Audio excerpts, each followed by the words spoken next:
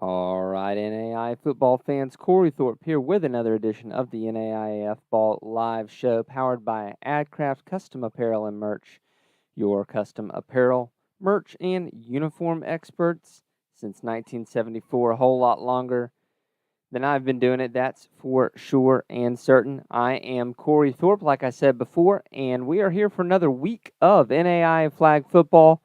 Loving the spring season so far, and well, let's get it going. Let's take a look at our box score from last week. The one box score that we were able to get out of the 6 games that played last week is going to be a 43-0 win by Midland over St. Mary. Midland really does take over this game, almost 8 yards per pass attempt, picks off 3 balls. Not almost 10 yards per play. That means you're getting a first down every 2 plays. That is a very efficient way to go about it. And then on defense, St. Mary really did try to run the ball. They ran the ball 21 times on the day.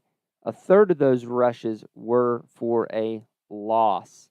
So credit the Midland defense being quick to the football. They just were not able to get anything going where St. Mary with 3.29 yards per passing attempt and 4.86 yards per play. This does bring up a fair point, however, which is, well, Cory, why on God's green earth is there only one box score if there were 6 games? Well, unfortunately, ladies and gentlemen, with it being kind of a transitionary season, we don't get as many box scores as we'd like to see in order to do this at a high-quality level. I very much love my SID friends, and they do a fantastic job, and it's a thankless job, rewatching film, getting stats, and that sort of thing. But it's hard some weeks, and this is one of them. Among other games last week, we saw a lot of KCAC action. Bethel plays Cotty and Kansas Wesleyan. Kansas Wesleyan wins 60-0 over Bethel. Cotty wins 33-0 over Bethel. Credit Cotty, as they are 1-0 in the KCAC this year and 2-0 on the season. First time in Cotty history that they are 2-0. Midland, St. Mary, you saw that one. And then Reinhardt, St. Thomas, the one score in the South that occurred, that was a 49-0 St. Thomas win. Kansas Wesleyan played a couple more games against non-NAI opponents. They lose to Florida Gateway College 20-19 in overtime, and then come back with a win over Fort Scott 47-13. So how does that leave our top 4? Well, I'm glad you asked. We actually have a little bit more of a top 4 that's a little more clean cut this year. Midland has fully supplanted Weber here for that number 4 spot. Ottawa at number 1, as always, no movement there. Thomas at number 2. Just a 2-point difference between Ottawa and Thomas there. If Ottawa were to drop a game, Thomas would be right there on that number 1 spot. Kaiser stays at number 3. So we will be back after this message from Temple Sports, powered by AdCraft. So you want to create and sell custom merch for your team or business. That's exciting, but where do you begin? How much inventory should you order? How do you distribute orders? AdCraft has your answers. Streamline the way you offer custom merch by utilizing our risk-free web store service. We ship directly to each customer, and we have the fastest turnaround in the game. Raise funds for your team or get merch to your employees and patrons. Contact AdCraft today, and let's bring your merch to life. Absolutely. That's what our friends at AdCraft do. They make your life easier with great customer service, great products. They do a fantastic job with what they do in the apparel industry. Now, let's keep going here. We've got a good section to cover here. This would normally be the section where we would honor our players of the week. Unfortunately, in that one box score that we were able to see, there were no individual stats at the time of getting all of that off to our graphics folks. And so there are no players of the week this week. Again, I understand that it is a busy season for our SID friends and for athletic departments across the nation. But we've got to do a better job, as it's Women's History Month, of making sure that our women athletes, especially where you're on a sport that is financially supported by the NFL, we've got to make sure that we're doing a better job getting stats and getting box scores up.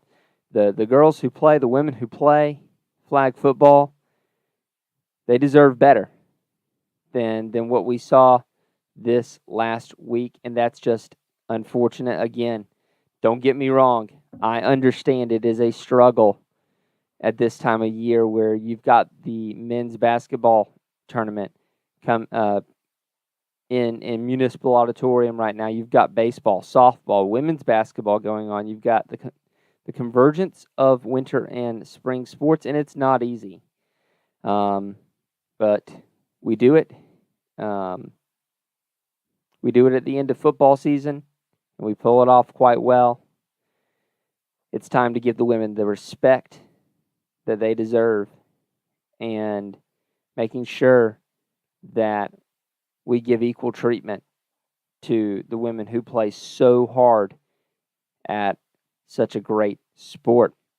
Let's take a look at what we've got coming up this week. We've actually got one game in progress right now, as Campbellsville is hosting the Campbellsville Flag Football Frenzy in Campbellsville, Kentucky. Thomas gets off to a 25-0 win.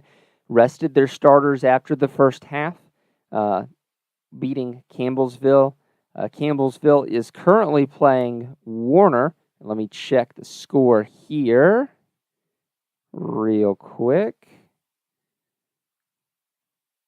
And that score is still a 0-0 ball game early into the second quarter.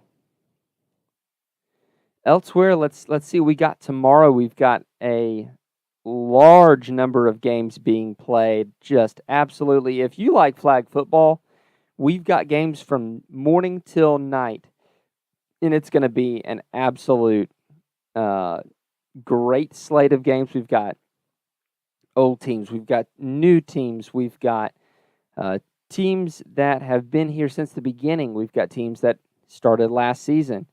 We've got a lot of teams. Starting at 11 a.m., Thomas goes and plays Reinhardt, and then turns right around and plays against Cory. At 2 p.m., Weber faces off against Campbellsville, and at 3:30, Warner faces off against Reinhardt. At 5 p.m., all times, of course, Eastern, Cory plays Weber, and at 6:30, Reinhardt plays Campbellsville. And then we've got a couple of games that are not associated with this tournament. That's going to be, or one game that's not associated with this tournament. And that's going to be Bethel, the Threshers, face off against Heston. And then our nightcap in the Frenzy, Warner goes and plays Cory. On Wednesday, we again have football from almost morning until night. Starting at 1:30 p.m., Cory plays Reinhardt. 3 p.m., Warner plays against Campbellsville. 4:30, Weber plays Reinhardt.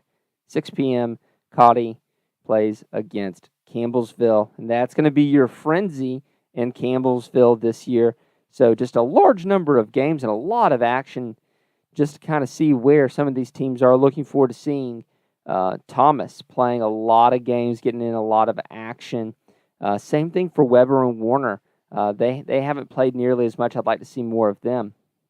And then the KCAC, Midland at 7 o'clock on Wednesday plays Kansas Wesleyan, a chance to really get off to a great start in the KCAC. But wait, there's more. On Friday the 17th, there are a few games here at 9:30 a.m. That's right, ladies and gentlemen. We get Friday morning flag football. Thomas takes on Fort Lauderdale at 9:30, and at 11 a.m. plays against Florida Gateway College. Thomas got to watch out for them. They've already beaten one NAIA team this year. Can't have it being two. And then at 2 p.m., the number one ranked team in the land, Ottawa, travels to Boca Raton and plays at the beach at FAU. We'll see how the NAIA has grown as these teams, when they started, were losing these games to these Division I club schools like FAU, Florida State, and Florida. Let's see how Ottawa is able to face off against FAU. Kind of give us an idea of how we've grown as a sport. And then on Saturday, we've got games galore. We've got a 2 p.m. matchup, Kansas Wesleyan versus St. Mary. Also at the same time at 2, Weber versus Fort Lauderdale. At 3, Warner versus Fort Lauderdale. And at 7 p.m. the nightcap, Midland versus Cotty. And that is a great selection of games this year. Got a ton of action coming up. Can't wait to recap it all with you next week. But let's get to my favorite part of this whole deal, and that is talking about our patrons. Guys, our patrons help us to do this stuff. They make sure that we are able to keep on keeping on and keep the lights on here. And I'm going to go from the bottom up this time. Thanks to Nathan Moore, Dale Norton, Tim Burrow, Julie Lout, Stephen Cutler, Nate Soatbeer, Nate, Julian Shager, Brian Shake, Steve Speakman, Justin Hoffman, Tyler Pierce, Kyle Gregory, Hayden Ferrigno, Nick Ryan, Justin Cobb, Marty Seabolt, Ace Wellen, Jerry Quickle, Alex Garcia, Fred Christensen, Shirley LaBella, Jeremy Vobble, Roger Meyer, Bob Boone, Darren, and DSU Cone. Thank you so much to those guys who make this possible.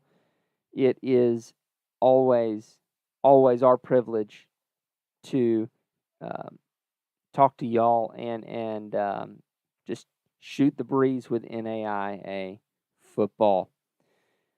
So we'll take a look at the YouTube stream and let's see if we've got any comments or anything here. If you've got any comments, post them in. We'll be glad to take any questions here for the last couple minutes of the show.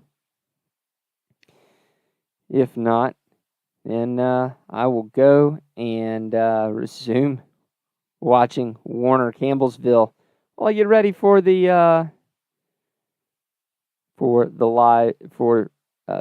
podcast tomorrow. So, seeing none then, thank you all for joining me tonight on the NAIAFBALL Flag Football Live Show, Week 4, as we get ever closer to the tournament in Atlanta. For the big man, John Cooper, I am Cory Thorpe, and we will see y'all later.